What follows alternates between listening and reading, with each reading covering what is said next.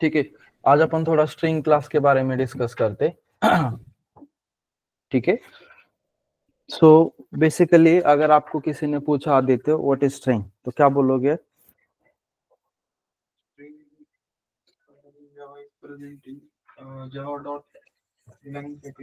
नहीं नहीं, बेसिकली तो बताना है स्ट्रिंग इज अ क्लास। हाँ ठीक है, स्ट्रिंग जावा का एक बहुत पॉपुलर क्लास है। उसके बाद इसका डेफिनेशन बताना, क्या ये बताया था डेफिनेशन में मैंने?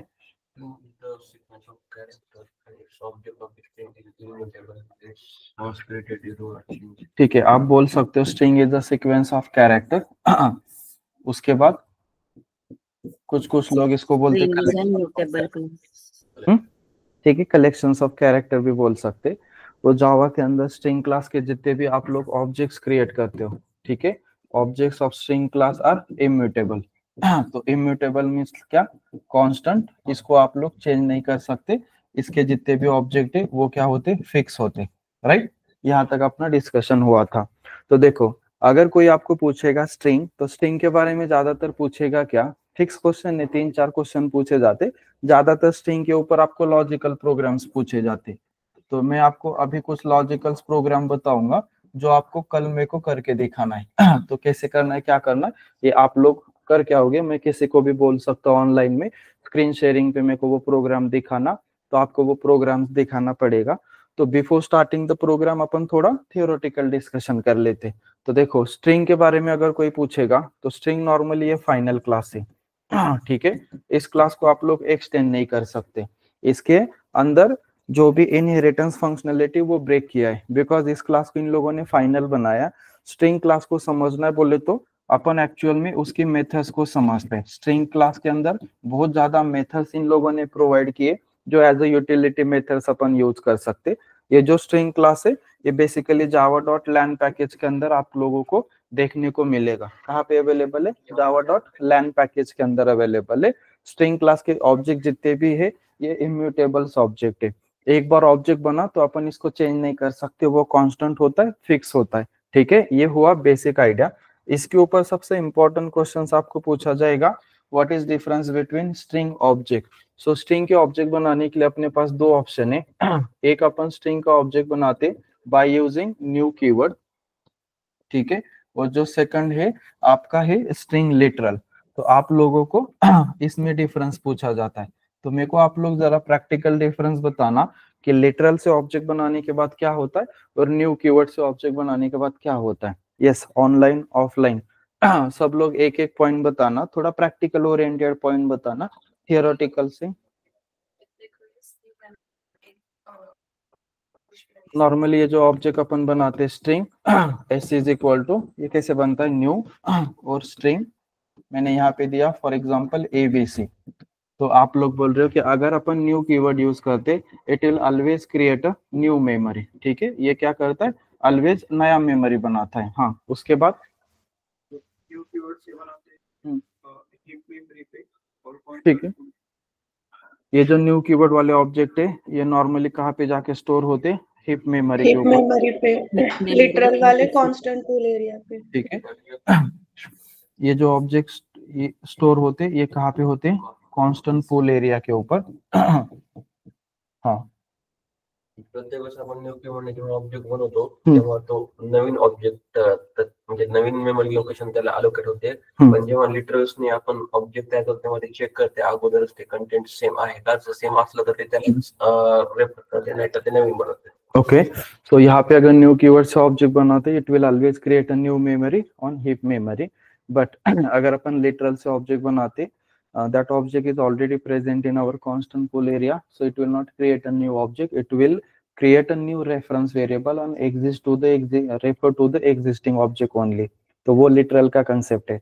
तो इंडस्ट्री में 99% अगर स्ट्रिंग का ऑब्जेक्ट बनाना है तो प्रायोरिटी किसको दिया जाता है? लिटरल को दिया जाता है। न्यू कीवर्ड ये मेमोरी वेस्टेज का रास्ता है, तो इसको लोग थोड़ा अवॉइड करते। तो आप जितने भी एग्जिस्टिंग प्रोजेक्ट देखोगे वहां पे आपको न्यू कीवर्ड वाला चीज बहुत कम देखने को मिलेगा। ज्यादातर लोग किसको प्रायोरिटी देते?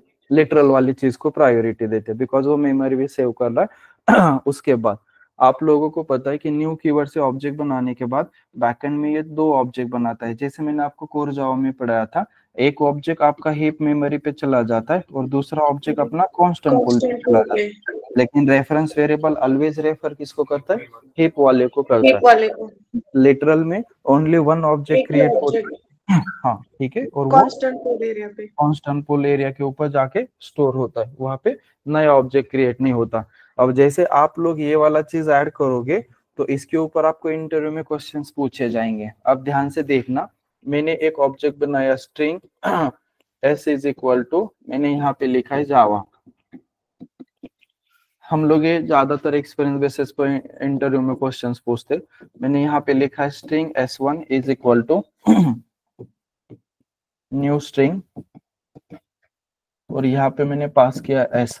तो आपको इंटरव्यू में क्वेश्चंस पूछेगा कि s1 के लिए कितने ऑब्जेक्ट क्रिएट होंगे, बैक एंड में s1 के लिए कितने ऑब्जेक्ट क्रिएट होंगे। एक क्रिएट होगा तो मेमोरी पे, और जो कांस्टेंट क्रिएट होगा तो उसको रेफर करेगा वो यहाँ। मतलब टोटल कितने ऑब्जेक्ट क्रिएट होंगे? दो।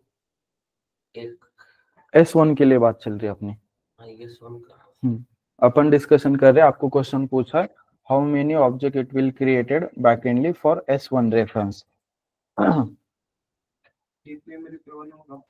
वन ऑब्जेक्ट ऑलरेडी जावा मतलब हाँ, बैकएंड में यार अपने को पता है न्यू कीवर्ड जैसे पिक्चर में आता है वो दो ऑब्जेक्ट दो ऑब्जेक्ट होते हैं। दो ऑब्जेक्ट हुआ, लेकिन यहाँ पे इसके कंस्ट्रक्टर में मैंने वो लिटरल वाला सिनेरियो दिया है, तो इससे कुछ प्रॉब्लम होगा? वो पहले वाले को जो है s इक्वल्स टू जावा, उसको वो पॉइंट करेगा वहां पे, और एक ऐसे विदाउट रेफरेंस रहेगा एक। ओके सो नहीं, विदाउट रेफरेंस कैसे ना रहेगा? लिटरल का सिनेरियो क्या पढ़ाया मैंने निकिता? कांस्टेंट पूल पे अगर ऑब्जेक्ट ऑलरेडी क्रिएटेड है तो वो नया ऑब्जेक्ट नहीं क्रिएट होता, वो एग्जिस्टिंग ऑब्जेक्ट को ही रेफर करता है। ठीक है, तो देखो ऑलरेडी एस ने ये जावा करके अपना ऑब्जेक्ट बनाया था कांस्टेंट पूल पे। अब ये वाला जो s1 है ये दो ऑब्जेक्ट बनाने के लिए चला गया बैकएंड में, तो एक ऑब्जेक्ट उसने कांस्टेंट अपना हीप पे बनाया।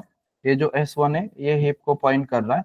अब जैसे ये दूसरा ऑब्जेक्ट कांस्टेंट पूल पे बनाने के लिए गया, लेकिन वहां पे ऑलरेडी एस ने किसको बनाया था? जावा को बनाया था। तो बैकएंड इस लाइन की वजह से कितने ऑब्जेक्ट बनने वाले?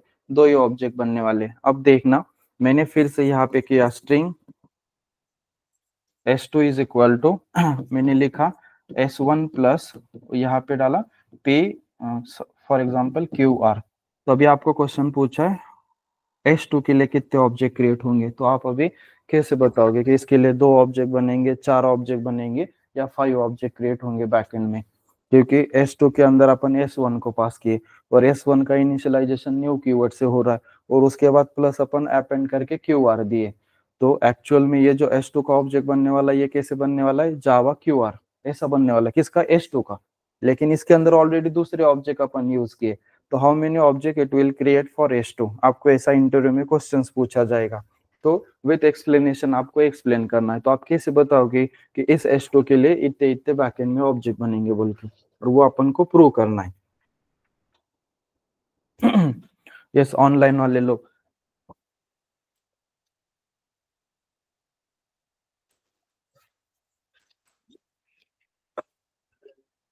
सर इसके लिए एक ही ऑब्जेक्ट बनेगा, वो कांस्टेंट पूल, और वो रेफर करेगा, मतलब अलग से क्रिएट करेगा, क्योंकि जावा प्लस क्यूआर मतलब जावा क्यूआर वो अलग हो गया ना, जावा तो डिफरेंट है, तो वो अलग क्रिएट करेगा और उसको एक ही ऑब्जेक्ट को वो रेफर करेगा जावा क्यूआर को फिर कांस्टेंट पूल पे। नहीं, देखो निकिता, अपन s2 का ऑब्जेक्ट बना रहे तो अपन s1 पास किए, तो s1 के भी ऑब्जेक्ट बनने वाले, और s1 के अंदर आप लोग s को यूज कर रहे हैं। तो ये तीनों चीज को अपन को अंडरस्टैंड करके बताना पड़ेगा। एक ऑब्जेक्ट नहीं बनेगा, इसके बैकएंड में मल्टीपल ऑब्जेक्ट क्रिएट होंगे। जैसे s1 के लिए ऑलरेडी अपन ने अंडरस्टैंड किया था दो ऑब्जेक्ट बनेगा, वो तो वैसा ही बनने वाला है। s का तो अपन ऑलरेडी s1 के अंदर ही कैलकुलेट कर लिए, तो वो दो तो वहीं पे हो गए। उसके बाद इस QR के लिए अलग ऑब्जेक्ट बनेगा या इस S1 प्लस QR के लिए अलग ऑब्जेक्ट बनेगा, ये चीज अपन को ध्यान में लेके चलना पड़ेगा। और कभी भी याद रखना, जितने भी अपन स्ट्रिंग के ऊपर रन टाइम ऑपरेशन परफॉर्म करते। क्या बोल रहा हूँ, ध्यान से सुनना। जितने भी स्ट्रिंग के ऊपर अपन रन टाइम ऑपरेशन परफॉर्म करते, run time operation in the sense मैं स्ट्रिंग को चेंज करने का ट्राई कर रहा हूँ, स्ट्रिंग को मॉडिफाई करने का ट्राई कर रहा हूँ, तो ये रन टाइम वाले जो ऑपरेशन रहते ये ऑलवेज हीप मेमोरी पे परफॉर्म होते। कांस्टेंट पूल वाले एरिया रन टाइम ऑपरेशन के लिए सपोर्ट नहीं होता। रन टाइम ऑपरेशन के लिए ऑलवेज बैकएंड में कौन सा मेमोरी यूज होता है, हीप मेमोरी यूज होता है। तो अभी आप इसके हिसाब से मेरे को बताओ कि बैकएंड में कितने ऑब्जेक्ट क्रिएट होंगे। 3 कैसे कैसे बनेंगे?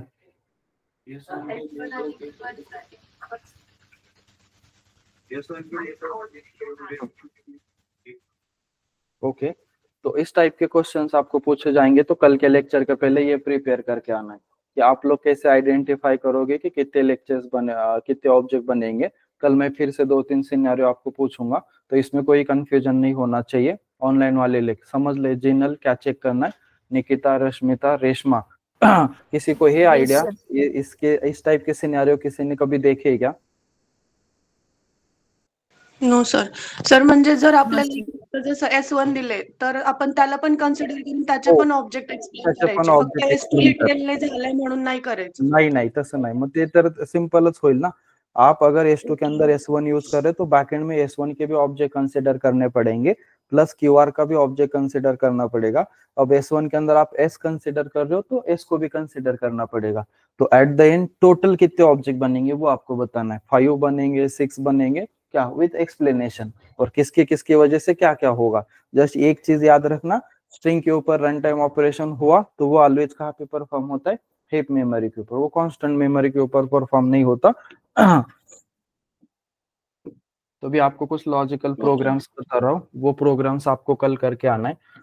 सिंपल, सबसे पहले एक स्ट्रिंग है, नॉर्मल प्रोग्राम है।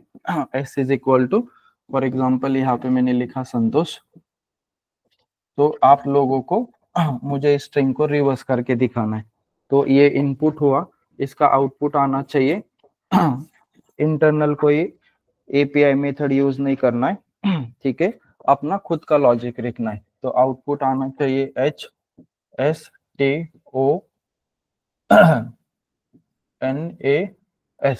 ठीक है, ये आउटपुट आना चाहिए। तो आप लोग एक प्रोग्राम राइट करोगे, how to reverse existing string. तो कैरेक्टर रिवर्स करना है, ठीक है, जो लास्ट कैरेक्टर है वो पहले आ रहा है, और ये without using inbuilt method. Inbuilt method, हाँ, नहीं जावाइट वगैरह नहीं यूज करना, नॉर्मल कोड लिखना है, और मेथड भी प्री डिफाइन यूज नहीं करना, रिवर्स वगैरह मेथड यूज नहीं करना है, आपका खुद का लॉजिक चाहिए, ठीक है। ये एक प्रोग्राम आप मुझे करके दिखाओगे। उसके बाद मेरे पास एक नेक्स्ट स्ट्रिंग है, string S1 is equal to, मैंने यहाँ पे पास किया ABCDE ABC XYZAB, ठीक है। तो देखना, ये जो स्ट्रिंग मैंने S1 का लिया है, इसके अंदर आप मेरे को ऑक्यूरेंस फाइंड आउट करके दिखाओगे कि मेरे इस S1 स्ट्रिंग के अंदर A कितनी बार आया है। जैसे A अभी कितनी बार है, 3 बार है, B कितनी बार आया, तो ये ऑक्यूरेंस आप मेरे को फाइंड आउट करके दिखाओगे। ये मैं कल किसी को राइट करने के लिए भी बोल सकता हूँ स्क्रीन शेयरिंग पे, तो मुझे नहीं पता आप कैसे याद रखोगे, लेकिन ये प्रोग्राम्स आने चाहिए, अदरवाइज इंटरव्यू क्लियर होना बहुत डिफिकल्ट हो जाएगा। तीसरा प्रोग्राम्स आपको करना है, for example string S2 is equal to, मैंने यहाँ पे एक स्ट्रिंग लिखी, हाई आई एम सोनू, ठीक है, ये एक मेरा स्ट्रिंग है, मैंने नाम दिया है हाई आई एम सोनू करके। अब आपको इस S2 को रिवर्स करना है, लेकिन रिवर्स जो करना है, किसको रिवर्स करना है, वर्ल्ड को रिवर्स करना है। मतलब जो सोनू लास्ट में है वो सोनू फॉर एग्जांपल पहले आना चाहिए, ये M, उसके बाद I, वो सबसे लास्ट में क्या हुआ, हाई। तो कैरेक्टर रिवर्स करने की बात नहीं चल रही, as it is word reverse करना है, ठीक है। समझ में आ रहा है आप लोगों को मैं क्या बोल रहा हूँ? जैसे फॉर एग्जाम्पल एक नाम दिया, कुछ भी नाम ले लो, तो उसके हिसाब से लास्ट वाला वर्ड पहले आया, सेकंड लास्ट वाला इधर सेकंड से चला गया, तो ऐसा वर्ड रिवर्स होना चाहिए। तो लॉजिक बहुत सिंपल है, एक फॉर लूप के अंदर ही हो जाएगा। तो ये हुआ फोर्थ। उसके बाद मेरा एक स्ट्रिंग है S3, इस S3 के अंदर मैंने एक स्ट्रिंग पास किया है सोनूजीत, फिर से मैंने लिखा है सोनू, फिर से यहाँ पे लिखा है सोनूजीत और सोनू, एक ऐसा स्ट्रिंग है।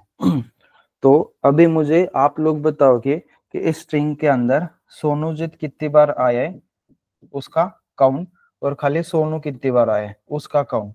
इसके लिए कंडीशन है, अगर सोनू के बाद जीत नाम है तो वो एक ही नाम कंसिडर होना चाहिए, सोनू कंसिडर नहीं होना चाहिए।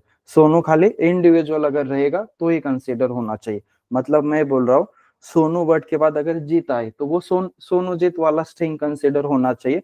आप लॉजिक नॉर्मली लिखोगे क्या, सोनू जीत का सोनू एक सोनू कंसिडर होगा और सोनू जीत एक कंसिडर, ऐसा नहीं है।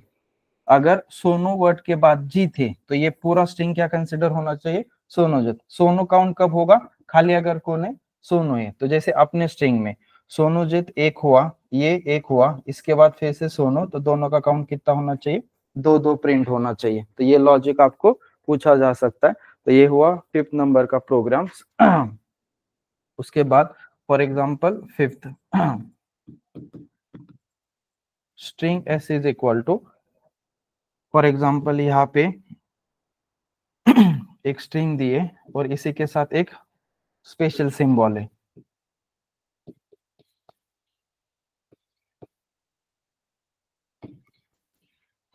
देखो $AB$C#DE, कौन सा, ये एक स्पेशल सिंबल है। अब आप लोगों को क्या करना है, ये स्ट्रिंग को रिवर्स करना है, लेकिन जहाँ पे स्पेशल सिंबल है वो एज इट इज वैसे ही रहने चाहिए, स्पेशल सिंबल का रिवर्स नहीं होना चाहिए। स्पेशल सिंबल्स का जो इंडेक्स है वो एज इट इज रहेगा, डॉलर जहाँ पे है वो वहीं पे रहना चाहिए, हैश जहाँ पे है वहीं पे रहना चाहिए, लेकिन बाकी चीजें रिवर्स होनी चाहिए। तो आप कैसे लॉजिक लिखोगे वो आप लोग आइडिया कर लेना, ठीक है। ध्यान से सुनना मैं क्या बोल रहा हूँ। एक आपको मैंने एक स्ट्रिंग डिफाइन करके रखा है $AB$C#D, तो मैं बोल रहा हूँ उसको आपको रिवर्स करना है, लेकिन रिवर्स किसको करना है, कैरेक्टर को रिवर्स करना है, और जो स्पेशल सिंबल जिस इंडेक्स के ऊपर है वो एज इट इज वैसे रहने चाहिए। सेकंड प्रोग्राम फिर से रिवर्स का ही प्रोग्राम है जो अभी लेटेस्ट में बहुत ज्यादा पूछ रहे। अब आप लोगों को क्या करना है, ये जो स्ट्रिंग दिया है इस स्ट्रिंग को रिवर्स ऐसा करना है जहां पे स्पेशल सिंबल मिला उसके पहले का जो भी वर्ड है वो रिवर्स होना चाहिए। मतलब डॉलर के पहले कौन है, AB, तो आउटपुट कैसे आएगा, BA, फिर से special symbol as it is है। अब यहाँ पे कौन है, C, उसको रिवर्स करने के बाद क्या आएगा, C आएगा, देन डॉलर है, तो सॉरी हैश है, और यहाँ पे क्या होगा, AD। तो ऐसा आउटपुट आना चाहिए। तो जहाँ पे स्पेशल सिंबल है उसके पहले वाला चीज खाली रिवर्स होना चाहिए, बाकी कुछ रिवर्स नहीं होगा। तो ये प्रोग्राम नोट डाउन कर लिए सब लोगों ने, मैं इसको क्लियर करने जा रहा हूँ। यस, ऑनलाइन वाले लोग निकिता, जिनल, स्मिता, रेशमा, अनुज, ठीक है। अब आपको एक एरे ऑफ स्ट्रिंग दिया है,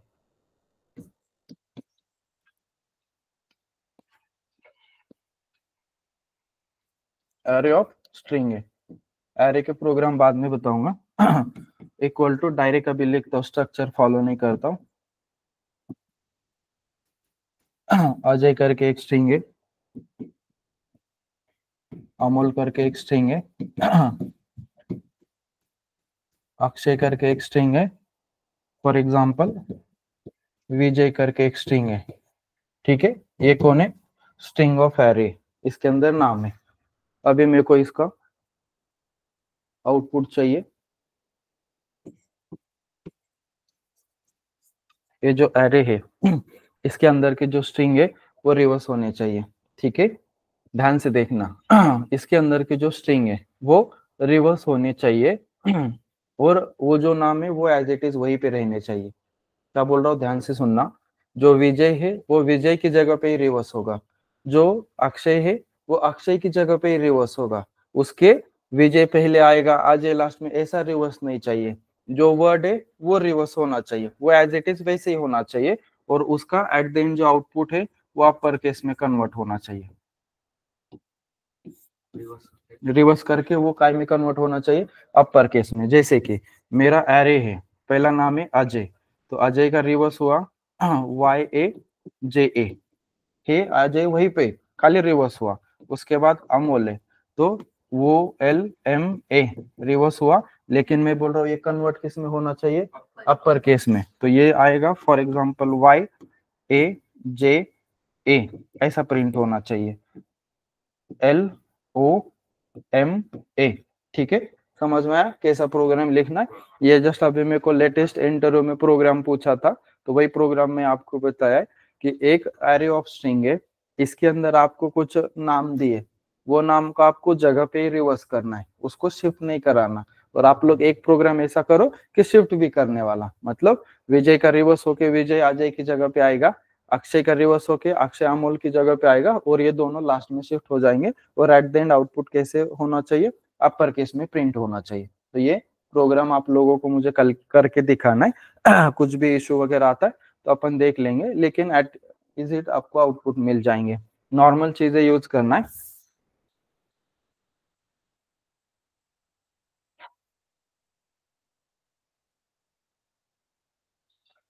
मैंने एक इंटरफेस डिफाइन किया, इंटरफेस आई। यहाँ पे एक मेथड है वाइड M1।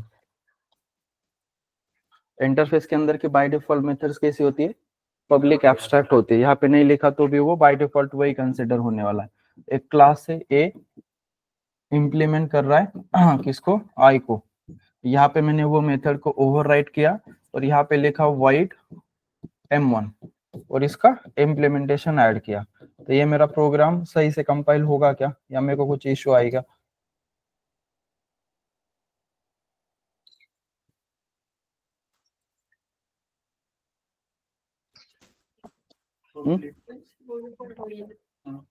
होईल पब्लिक, पब्लिक क्या, एक्सेस मॉडिफायर पब्लिक लिखना पड़ेगा। कहाँ पे, यहाँ पे कंपलसरी होगा क्या ये लिखने के लिए पब्लिक? इस क्या लग रहा है आप लोगों को? ठीक है, एट द एंड अगर प्रैक्टिकली चेक करोगे तो ये क्या हो रहा है, ओवरराइड हो रहा है। ओवरराइडिंग के केस में एक्सेस मॉडिफायर का रूल है, आप उसको डिक्रीज नहीं कर सकते। यहाँ पे बाय डिफॉल्ट कौन है, पब्लिक है। और यहाँ पे अगर अपन कुछ नहीं लिखेंगे तो ये प्रारब्ध किस में चला जाएगा, डिफॉल्ट वाले में। तो स्कोप क्या हुआ, डिक्रीज हुआ। तो ये कंपाइलेशन में इश्यू देगा। ध्यान से समझने का ट्राई करो, सिंपल सिंपल चीज है। इंटरफेस में नहीं लिखा पब्लिक तो भी चलता है, क्योंकि बाय डिफॉल्ट वो पब्लिक ही रहता है। लेकिन अगर आप उस मेथड को ओवरराइट करोगे और वहां पे आपने पब्लिक नहीं लिखा तो it will give a compilation problem. क्योंकि एक्सेस मॉडिफायर का जो रूल है, एक तो वो सेम होना चाहिए, अदरवाइज क्या होना चाहिए, ग्रेटर देन होना चाहिए। तो यहाँ पे कंपलसरी आपको पब्लिक लिखना जरूरी है। अगर आप ऐसा पब्लिक नहीं लिखोगे it will give compilation problem. तो ये चीज याद रखना। ये भी कभी चलते चलते अगर किसी ने क्वेश्चन पूछा, ठीक है। एक मेरे पास क्लास है, इस क्लास के अंदर मैंने एक इंटरफेस को ऐड किया है, inner interface of P class. Class के अंदर अपन क्या बनाए, इंटरफेस बनाए। तो कर सकते हैं क्या अपन ऐसा, कर सकते हैं ना, क्लास के अंदर इंटरफेस लिखो, जो भी करना है वो करो। अब इस आई को एक्सेस करना है तो कैसे करोगे एक्सेस,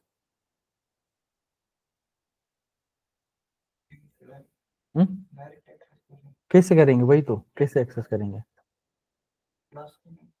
हाँ तो वही पूछ रहा हूँ मैं, बताओ यहाँ पे। हाँ, क्लास का नेम है पे, डॉट क्या करोगे, डॉट क्यू और डॉट आई, बिकॉज ये कैसा है, पब्लिक स्टैटिक फाइनल है।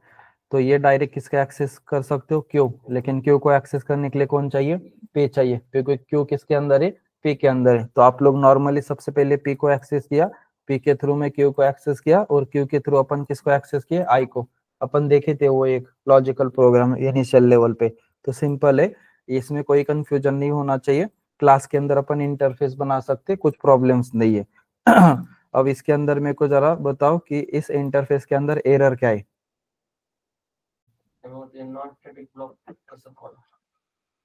ओके, ठीक है, मतलब इसको इनिशियलाइज नहीं कर सकते अपन, दैट्स व्हाई ये चीज अलाउ नहीं है। It is called as a non static block, curly bracket open close. तो ये क्या डिफाइन करता है, वो नॉन स्टैटिक ब्लॉक डिफाइन करता है। तो ये चीज पॉसिबल नहीं है। उसके बाद for example what will be the output of the following code, ये एक इंटरफेस है पी, क्यू मेरा एक्सटेंड कर रहा है पी को, आर ने इम्प्लीमेंट किया है पी कॉमा क्यू को, और यहाँ पे अपन एक मेथड ओवरराइड किए पी और दूसरा मेथड ओवरराइड किए क्यू। पी में अपन कर रहे क्यू प्लस पी और यहाँ पे कर रहे पी प्लस क्यू।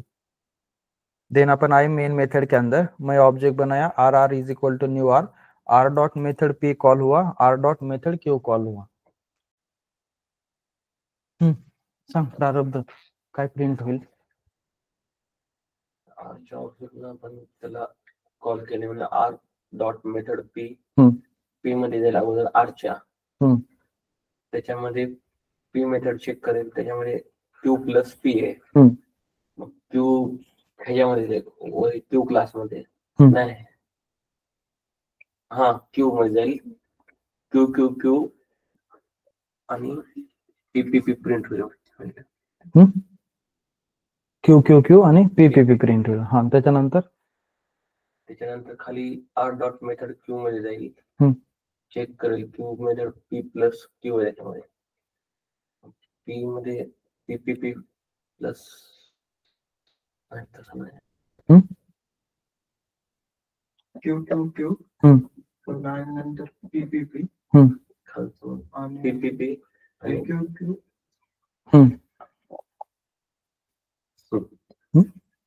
काय होते बरोबर आहे आउटपुट तुम्ही सांगते तसंच येणार आहे ते Q Q Q Q Q Q plus P P P आणि पी और उसका P P P plus Q Q Q वैसे आएगा, कुछ नहीं किया, स्ट्रिंग को अपेंड किया जस्ट अपन, तो उसमें कंफ्यूजन होने का कोई रीजन नहीं है।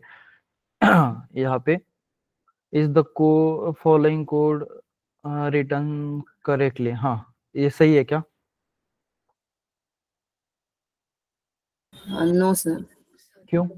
नाही इंटरफेस क्लासला हे करत नाही, फक्त इंटरफेसला एक्सटेंड। ओके, तो कोई भी इंटरफेस क्लास को कभी एक्सटेंड नहीं कर सकता, वो ऑलवेज इंटरफेस को एक्सटेंड करता है, तो ये चीज पॉसिबल नहीं है। उसके बाद ये वाला final variable sir method B को ऊपर ये नहीं किया। ठीक है। ये वेरिएबल जो है वो बाय डिफॉल्ट फाइनल होता है, तो इसका वैल्यू नहीं कर सकता। ठीक है, ये सिंपल उसका रीजन है, ये इंटरफेस के अंदर का आई वेरिएबल है और यहाँ पे आप लोग आई का वैल्यू चेंज करने का ट्राई कर रहे हो, तो फाइनल वेरिएबल का वैल्यू कभी भी चेंज नहीं कर सकते। दैट्स वाई ये यहाँ पे एरर देगा कि फाइनल वेरिएबल आई को आप लोग रीइनिशियलाइज नहीं कर सकते हो। तो सिंपल है, ये @ ओवरराइड वगैरह ये जो एनोटेशन रहते हैं ये ऑप्शनल एनोटेशन है, ये लिखे नहीं लिखे उससे कुछ फर्क नहीं पड़ने वाला। ये 1.5 से सपोर्ट करना स्टार्ट किया है, तो इसके ऊपर फोकस करने की जरूरत नहीं है, ये लिखो नहीं लिखो उससे वैसे भी कुछ फर्क नहीं पड़ने वाला, वो ऑप्शनल पार्ट है। मेन अपना फोकस है वो वेरिएबल का वैल्यू अपन चेंज नहीं कर सकते, बिकॉज ये by default public static final होता है, और इस मेथड के अंदर आप लोगों ने क्या किया है उसको एक्सेस करके चेंज करने का ट्राई किया है। हाँ ये लास्ट वाला बताना एक बार।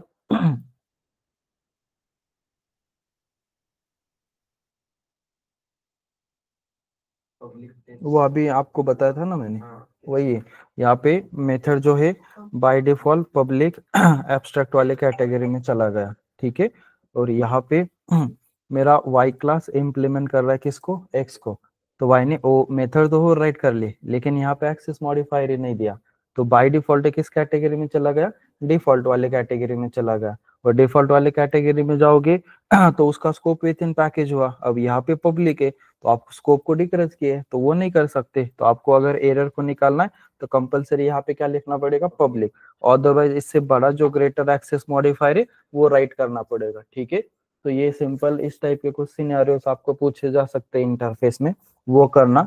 उसके बाद जो स्ट्रिंग के ऊपर मैंने पूछा, अब नेक्स्ट जो अपना लेक्चर रहेगा उसमें अपन स्ट्रिंग का जो भी इक्वल टू मेथड्स जो है इंट एंड मेथड और थोड़े बहुत मेथड का अंडरस्टैंडिंग करके फिर अपन एक्सेप्शन हैंडलिंग स्टार्ट करेंगे। तो एक्सेप्शन हैंडलिंग के ऊपर आप थोड़ा प्रिपेयर करके आना सब लोग। अब नेक्स्ट लेक्चर कब रहेगा उसका मैं अपडेट दे दूंगा, ये वीकेंड पे लेक्चर नहीं होगा, तो जैसा भी अपडेट आएगा उसके हिसाब से आप लोग ज्वाइन करना, ठीक है।